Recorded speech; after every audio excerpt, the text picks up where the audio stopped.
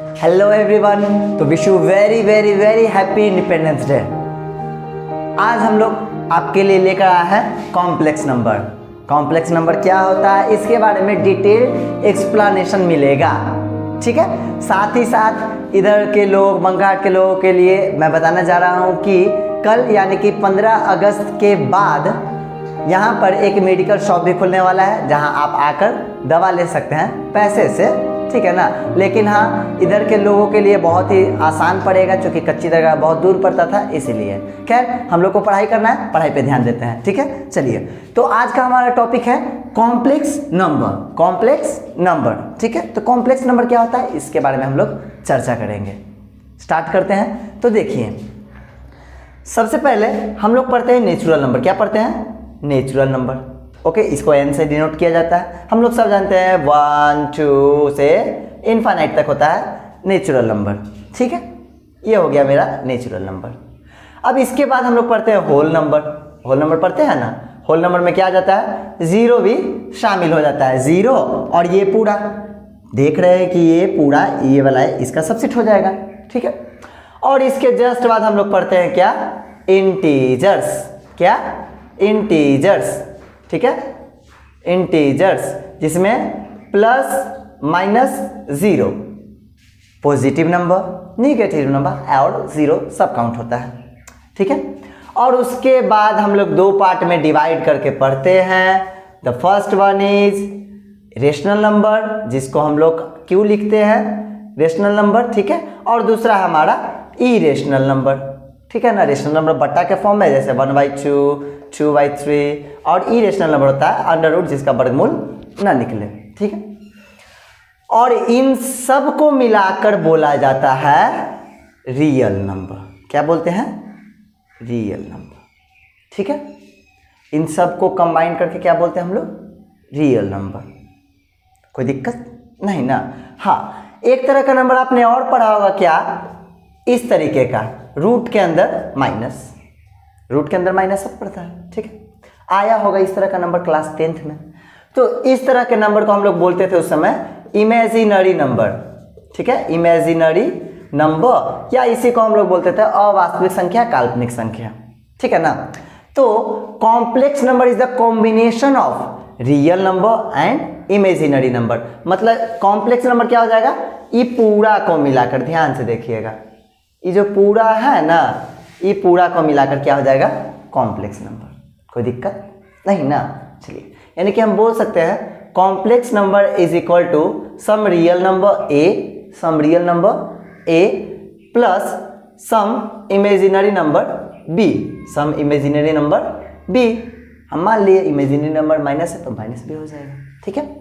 लेकिन उससे पहले हम लोग जानेंगे इमेजिनरी नंबर के बारे में, ठीक है। जैसे क्लास 10th में हम लोग तो इस तरह का वैल्यू आता था, अगर रूट के अंदर माइनस, तो उसको छोड़ दिया जाता था। लेकिन आगे आज सीखेंगे कि उसको बनाते कैसे हैं, ठीक है। इतना आप समझे। चलिए आगे बढ़ते हैं। चलिए, तो अब हम लोग बात करेंगे सम इमेजिनरी नंबर्स की, ठीक है। इमेजिनरी नंबर क्या होता है उसकी, चलिए देखते हैं। तो रूट के अंदर कोई भी निगेटिव नंबर, मान लो under root minus B, B के जगह कोई भी नंबर हो सकता है। रूट के अंदर कोई भी नेगेटिव नंबर आता है तो उसको हम लोग क्या बोलते हैं, इमेजिनरी नंबर। क्या बोलते हैं, इमेजिनरी नंबर, ठीक है। रूट के अंदर कोई भी अगर नेगेटिव नंबर हो तो उसको क्या बोला जाता है, इमेजिनरी नंबर। कोई दिक्कत नहीं ना। चलिए, तो याद रखिएगा कि अंडर रूट -1 को हम लोग बोलते हैं आयोटा, IOTA, और इसको लिखा जाता है आई। याद रखिएगा, अंडर रूट -1 को क्या बोला जाता है, ये ग्रीक वर्ड है, ये ग्रीक वर्ड है, ठीक है, जो इमेजिनरी नंबर को दिखाने के लिए यूज होता है, ठीक है। अंडर रूट -1 को हम लोग क्या बोलते हैं, आयोटा। Under root -1 iota. यहाँ से सारा चीज़ क्लियर हो जाएगा एकदम, हम लोग आराम से सीखेंगे। देखिए, अंडर रूट -1 को हम लोग क्या बोलते हैं, आयोटा बोलते हैं। कोई दिक्कत? चलिए, सेकेंड पॉइंट, अगर ये रूट हटाकर उधर स्क्वायर कर दे तो इधर -1 बचेगा और उधर जाएगा I²। तो अंडर रूट -1 होता है आयोटा और -1 होता है आयोटा का स्क्वायर, ठीक है।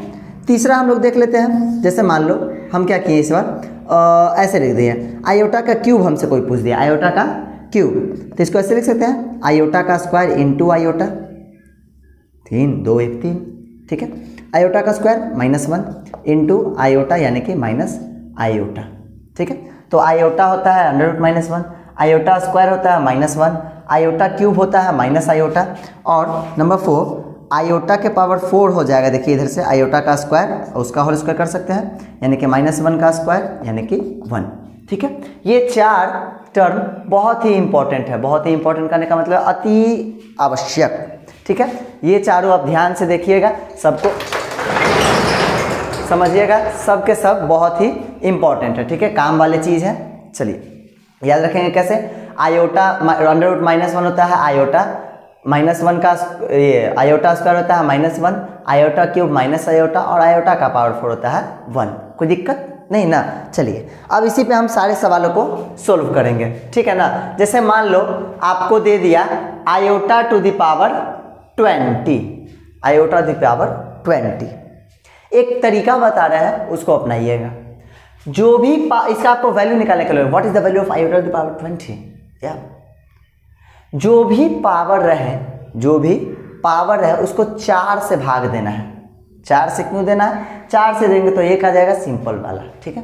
इसको 4 से भाग दे देना है, एकदम तोड़ के बताते हैं। जो पावर 20 है, या मान लो पावर यहाँ पर दे दिया 21, ओके। तो आपको क्या करना है, 21 को 4 से डिवाइड करना है, ठीक है। 4 × 20, 1 बच जाएगा, समझे। जिससे डिवाइड किया वो इसके पावर में लिखना है, 4 से डिवाइड किया यहाँ लिख दिए, घेरना है। जो उसका क्वोशिएंट आएगा यहाँ पर, भागफल जो आएगा वो उसके पावर में लिख देना है, कोई दिक्कत। और जो नीचे बचेगा उसको आई के पावर में फिर से लिख देना है, 1 है तो 1 लिख देंगे। समझ में आया। जो भी आ रहेगा उसको 4 से भाग देना है, ठीक है। भाग देने पर जितना से भाग देंगे आई के पावर उतना लिखना है, जो भागफल आएगा वो होल के पावर में लिखना है, इनटू जो शेषफल बचेगा वो आई के पावर में फिर से लिख देना है। Any problem.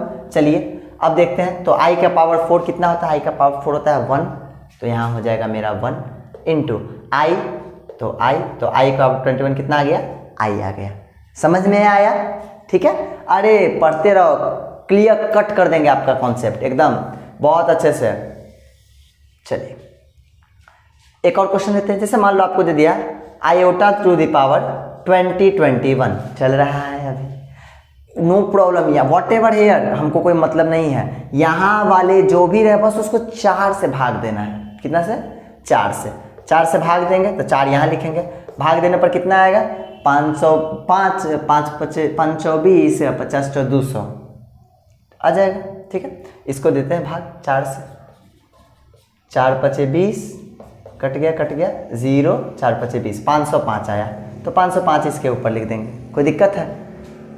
इनटू आई के पावर, देखिए 505 और 2020 आ रहा है, तो एक घट रहा था तो वो आई के पावर लिख देंगे, ठीक है। और आई के पावर 4 हो जाएगा 1 इंटू आई, तो मेरा आंसर क्या हुआ, आई। कोई दिक्कत है समझने में, नहीं ना। चलिए जैसे मान लो आपको दे दिया 1/i, 1/i। अब यहाँ ध्यान देने वाली बात है, आई को कभी भी नीचे नहीं रखना है, क्लियर है। आई को कभी भी नीचे नहीं रखना है, ठीक है ना। तो आई नीचे नहीं रहेगा तो इसको ऊपर कैसे करें, रेशनलाइजेशन। यस, आप सही सोच रहे हैं, क्या करेंगे इसका रेशनलाइजेशन। तो नीचे आई है तो आई से गुना कर देंगे, ठीक है। अब ऊपर आई आ जाएगा और नीचे आई स्क्वायर, यानी कि आई स्क्वायर -1 होता है तो माइनस ऊपर चला जाएगा, दैट इज माई आंसर। इतना समझ में आया, कोई दिक्कत नहीं ना। बहुत ही आसान है, कुछ टफ नहीं है, ठीक है ना। इतना पहले आप लोग नोट कर लीजिए।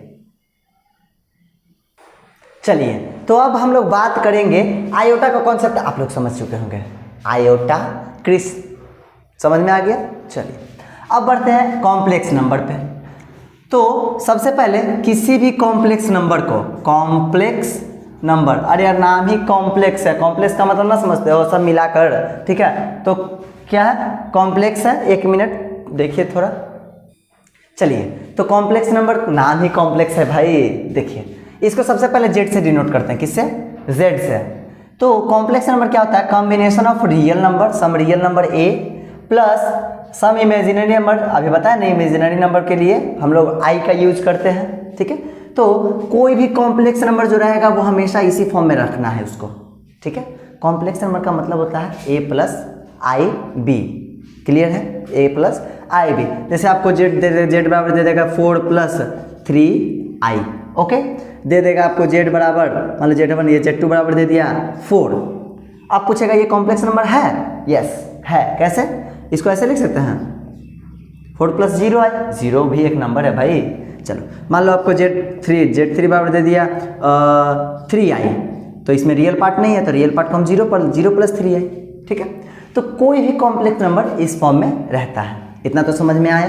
चलिए अब हमसे पूछा जाता है कभी कभी इसका कंजुगेट, क्या पूछा जाता है इसका कंजुगेट।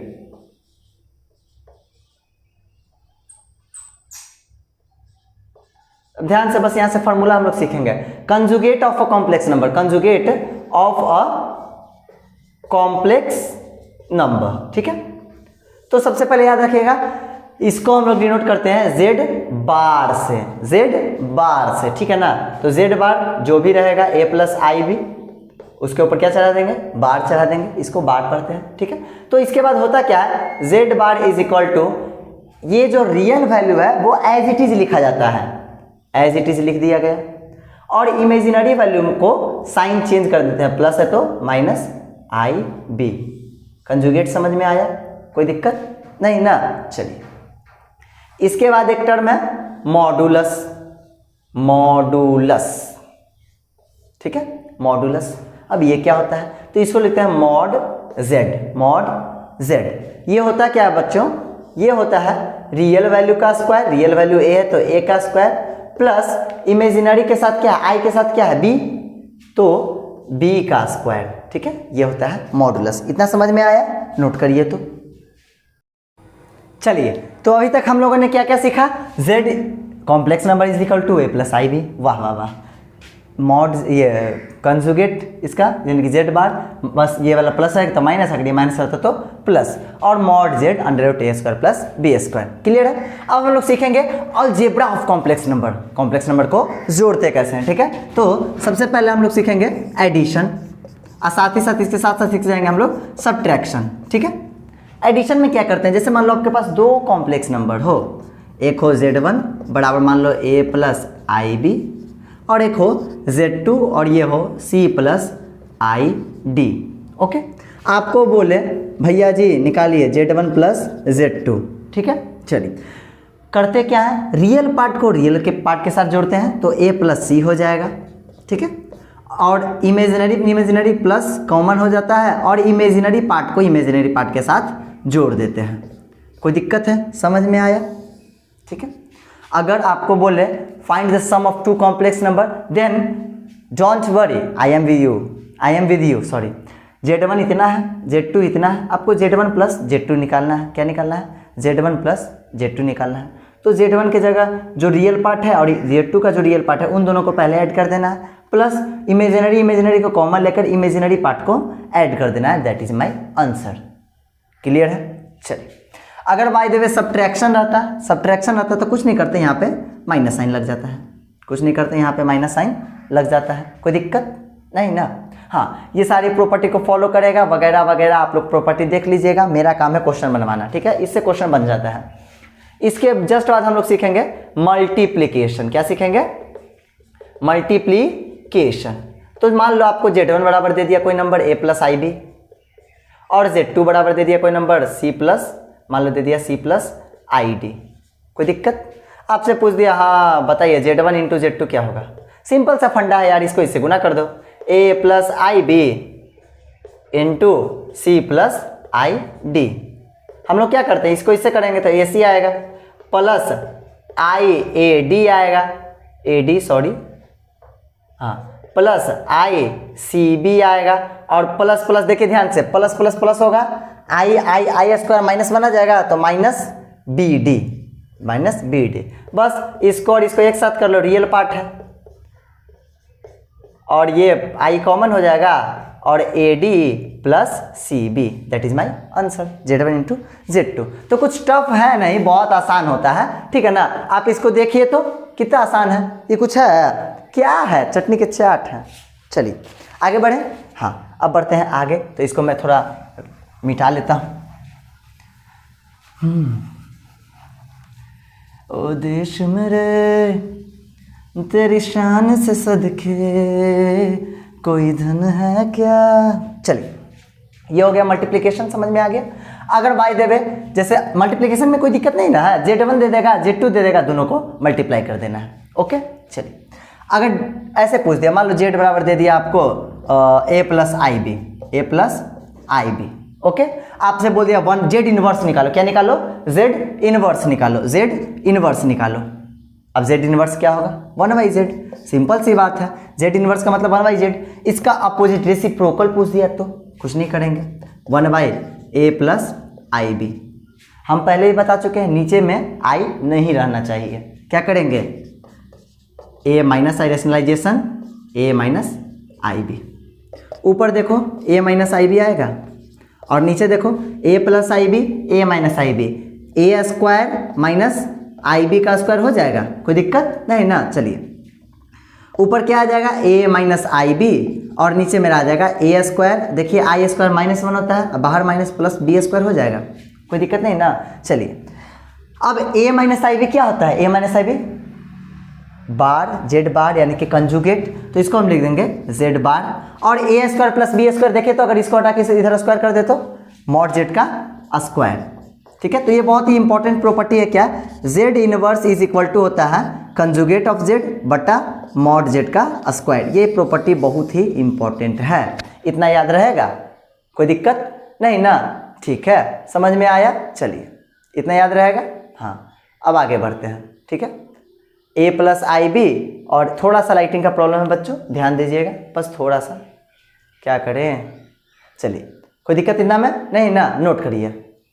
चलिए अब एक क्वेश्चन करवा देते हैं। तो क्वेश्चन है हमारे पास एनसीईआरटी बुक का 5 प्लस रूट 2i बटा 1 माइनस रूट 2i। ठीक है, ये हमारा क्वेश्चन है। इसमें हमसे बोला है क्या, express the following into a plus I B के फॉर्म में लिखना है। मतलब हमको किसके फॉर्म में लिखना है, इस फॉर्म में। आपको z बराबर इतना दिया, आपको ऐसे कन्वर्ट करना है। खैर हम लोग सब कुछ निकालेंगे, सब कुछ मतलब एवरीथिंग। ओके चलिए देखिए, रेशनलाइज करेंगे, नीचे में आई है बउआ सब। ठीक है, तो ये क्या हो जाएगा, 1 माइनस है तो प्लस रूट आई और नीचे 1 प्लस रूट 2i। ठीक है, देखिए ऊपर 5 एकम 5 root 2i plus 2 root 2i, ध्यान से देखते रहिएगा, root 2i sorry plus root 2i। और देखिए आई स्क्वायर माइनस हो जाएगा, रूट 2 हो जाएगा। और नीचे मेरा 1 प्लस 1 का स्क्वायर, सॉरी देखिए 1 का स्क्वायर और माइनस रूट 2i का होल स्क्वायर हो जाएगा, कोई दिक्कत नहीं ना। चलिए 5 में से 2 घटा 3, 5 और 2 हो जाए 5 और 1 हो जाएगा 6i, सॉरी 6 रूट 2i। और नीचे 1 आई स्क्वायर माइनस 1 यानी कि प्लस, और रूट 2 का स्क्वायर हो जाता है 2। ऊपर में हम 3 कॉमन ले सकते हैं, ले लिए, 1 प्लस 2 रूट 2i बचेगा।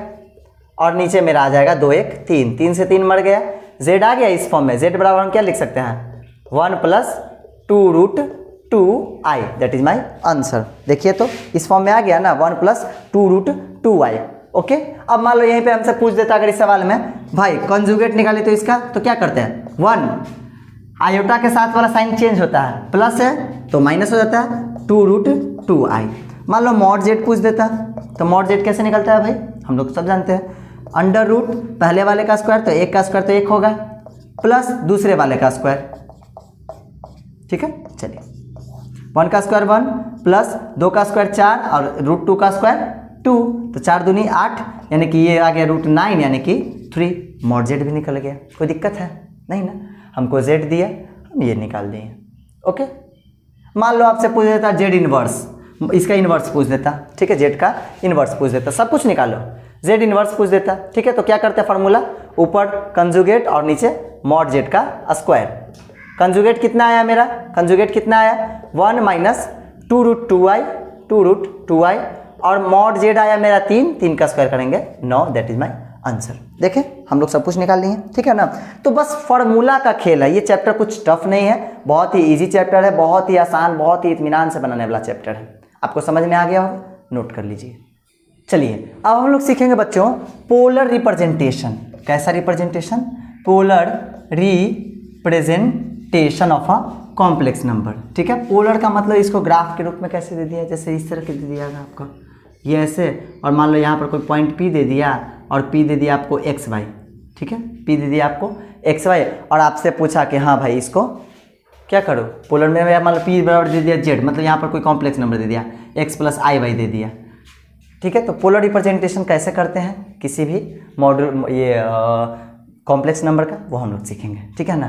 ध्यान दीजिएगा, यहाँ से यहाँ तक के डिस्टेंस, अच्छा मान लो ये ऐसे कर देते हैं, ठीक है। इधर गया x, इधर गया y, लेट बी, इधर गया x, इधर गया y, हमारे पास z बराबर था क्या, ax + iy ले लेते हैं, यहाँ पर x + iy ले लेते हैं, ओके। चलो अगर हम इसका मॉडुलस निकाल लें तो क्या आ जाएगा, √x² + y², ठीक है। इस मॉडुलस को यहाँ पे हम लोग बोलेंगे r, क्या बोलते हैं, r, ये होता है, ये r बराबर क्या हो जाएगा, mod ऑफ z। कोई दिक्कत है नहीं ना। यहीं पर एक और चीज़ निकलता है, आर्ग्यूमेंट। क्या होता है, आर्ग्यूमेंट, आर्ग्यूमेंट ऑफ z, ठीक है। आर्ग्यूमेंट एक्चुअल में होता क्या है, आर्ग्यूमेंट होता है थीटा। क्या होता है, थीटा। यहाँ पर जो एंगल होता है वो होता है आर्ग्यूमेंट थीटा, ठीक है ना। और मतलब पॉजिटिव एक्स एक्सिस के साथ जितना एंगल बनता है ना उसी को आर्ग्यूमेंट बोलते हैं, ठीक है। पॉजिटिव एक्स एक्सिस यहाँ से ये मान लो ये एंगल थीटा बना, इसको हम लोग आर्ग्यूमेंट बोलेंगे, जिसका वैल्यू हम लोग निकालते हैं tan थीटा से। अगर मान लो यही कॉम्प्लेक्स नंबर इस लाइन में रहता तो यहाँ से ये वाला एंगल देख लेते हैं ऐसे, ठीक है। मतलब पॉजिटिव एक्स एक्सिस के साथ जितना एंगल बनाता है ना वो एंगल हम लोग लेते हैं आर्ग्यूमेंट ऑफ जेड में। क्लियर है, ये हम लोग tan थीटा से निकालते हैं। चलिए दो टर्म है r और ये।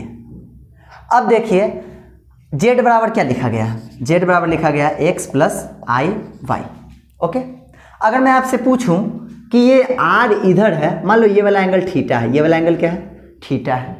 वेक्टर सबने पढ़ा, नहीं तो अपने फिजिक्स वाले टीचर यानी कि मुझसे पढ़ लीजिएगा, वीडियो डाला हुआ है, लिंक मैं नीचे दे दूंगा, ठीक है। देखिए z बराबर इतना है, r बराबर mod z है। अगर थीटा है तो इसका अगर कंपोनेंट तोड़ेंगे, जिधर एंगल उधर कॉस में, तो इधर हो जाएगा r cos theta, just perpendicular sine में तो इधर r sin थीटा, ठीक है। तो हम x की जगह क्या लिख देंगे अब, r cos थीटा प्लस ये i है i, और y की जगह r sin थीटा, ठीक है। तो यहाँ पर z = r कॉमन हो गया कॉमन। चलिए cos थीटा ये प्लस है, प्लस i sin थीटा। कोई दिक्कत है, where theta is the angle with tan, angle with tan, ठीक है। तो यही होता है पोलर रिप्रेजेंटेशन। क्या होता है, पोलर रिप्रेजेंटेशन। अब थीटा का मान याद रखिएगा, कैसे लिखते हैं वो देख लीजिएगा, क्वाड्रेंट देख कर लिखते हैं। ट्रिग्नोमेट्री में आप लोग को पढ़ाया जा चुका है। जैसे मान लो अगर थीटा हो फर्स्ट क्वाड्रेंट में, कौन से क्वाड्रेंट में, फर्स्ट क्वाड्रेंट में, तो थीटा बराबर अल्फा हो जाएगा। अल्फा कहने का मतलब जो रहेगा वही आंसर हो जाएगा। अगर मान लो थीटा सेकंड क्वाड्रेंट में, ये फर्स्ट क्वाड्रेंट के लिए, फर्स्ट के लिए, सेकंड में हो तो ये हो जाता है पाई माइनस अल्फा। क्या हो जाता है, पाई माइनस अल्फा सेकंड के लिए, ठीक है। अल्फा इज सम एंगल, ये वाला एंगल को अल्फा मानेंगे। अगर यहाँ से मतलब ये देख लेते हैं, पाई में से घटाते हैं, ठीक है ना। अगर थीटा थर्ड क्वाड्रेंट में हो तो -पाई माइनस अल्फा, ये थर्ड के लिए। और अगर फोर्थ में हो तो थीटा होता है माइनस अल्फा, ये फोर्थ के लिए। कोई दिक्कत है। चलिए अब एक क्वेश्चन ले लेते हैं इस पर, ठीक है ना। बहुत अच्छा लगेगा क्वेश्चन अगर हम ले लेंगे तो, ठीक है। क्वेश्चन है -16/1 प्लस -16/1 प्लस i√3। इसको हमको पोलर फॉर्म में लिखना है। सबसे पहले इसको हम सोल्व कर लेते। नीचे i है, नीचे i तो रहना नहीं चाहिए, z बराबर इतना दिया हुआ है, माइनस कर देंगे। कोई दिक्कत है, होगा तो बोलिएगा, नहीं बोलिएगा तो सुनिएगा, समझ में आ ही रहा होगा तो। चलिए ऊपर देखिए -16 आ जाएगा, और ये आ जाएगा माइनस प्लस 16√3i।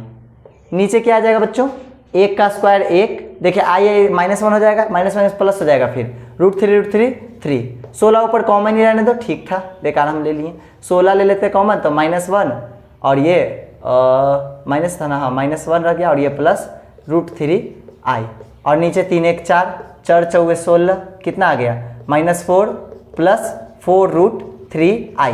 ये आया मेरा z। क्या आया? z आया मेरा। चलिए चेक करो तो जरा ये कौन से क्वाड्रेंट में होगा। पहले इसका r निकाल लेते हैं। What is r? r क्या होता है? Mod z। अब मॉड कैसे निकालते हैं? अंडर रूट पहले वाले का स्क्वायर, तो 4 का स्क्वायर 16 प्लस दूसरे वाले का, तो 4 का स्क्वायर 16 और √3 का स्क्वायर 3, 16 तिया 48, 48 16 होता है 64, यानी कि 8। मॉड z निकल गया 8। ठीक है, फार्मूला में हम लोग को थीटा चाहिए था तो tan से निकालेंगे। tan थीटा बोले थे, और tan थीटा निकलेगा कैसे? Perpendicular by base. अरे देखो ना भाई, ये था ना, यहाँ पे पॉइंट ड्रॉ करो, ये इसको क्वाड्रेंट देख लो पहले। ठीक है, ऐसे याद रखिएगा tan थीटा बराबर होता है बाई बटे x, मतलब इमेजिनरी z बटा रियल z। tan थीटा क्या होता है? इमेजिनरी z बटा रियल z। तो यहाँ पर इमेजिनरी z क्या है? 4√3 है, 4√3 है, और रियल z क्या है मेरा? 4 है। चलिए 4 से 4 कट गया, √3, और हम लोग सब जानते हैं tan थीटा √3 का कितना हो? π/3, π/3 थीटा का मान आ गया। अब देखेंगे क्वाड्रेंट, फिर से समझिए, रेशनलाइज कर दिए, मॉड z निकाल यानी कि r निकाल दिए, tan थीटा इमेजिनरी बटा रियल से निकल गया। उसके बाद हम लोग देखेंगे क्या? क्वाड्रेंट देखेंगे। देखिए x का मान यहाँ पर माइनस में है, y का मान यहाँ पर प्लस में है, मीन्स ये होता है प्लस प्लस, ये होता है minus plus, minus plus second quadrant. Second quadrant तो सेकेंड में थीटा बराबर क्या लिखे थे? सेकेंड में लिखे थे थीटा बराबर π-α। ठीक है, π-α, π-α ही तो लिखे थे। तो मान लो यहाँ पर ये थीटा ना लेकर यहाँ पर अल्फा ही लेते हैं, रुक जाइए, यहाँ पर क्या लेते हैं? अल्फा लेते हैं।